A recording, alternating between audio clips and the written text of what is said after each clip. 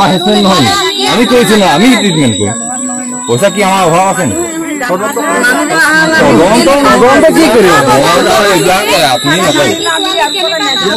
পোষা এনেকুৱা হৈ থাকিলে আপোনাৰ ফোন নাই নেকি আপোনালোকৰ হাতত ফৰেষ্ট ডিপাৰ্টমেণ্টৰ হাতত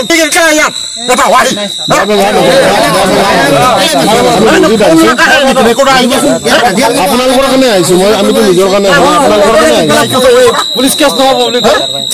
বুলি মই ক'ব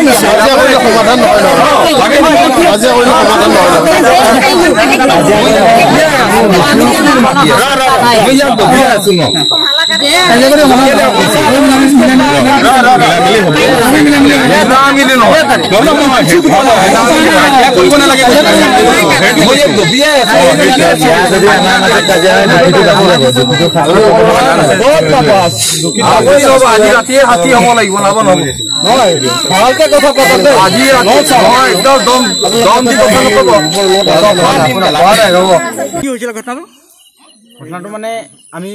বজাৰ কৰি আহিছিলোঁ তাৰপিছতে এইটো মোৰ খুৰা ঘৰ হয় ইয়াতে আহিছিলোঁ তো হাতী আহিছিলে সেইটো কাৰণে আৰু বম একটা ফুটাই দিলোঁ তাৰপিছত সি পিনে দুইটা বম ফুটাই দিলে তাৰপিছত আমি একটা ফুটাই দিলোঁ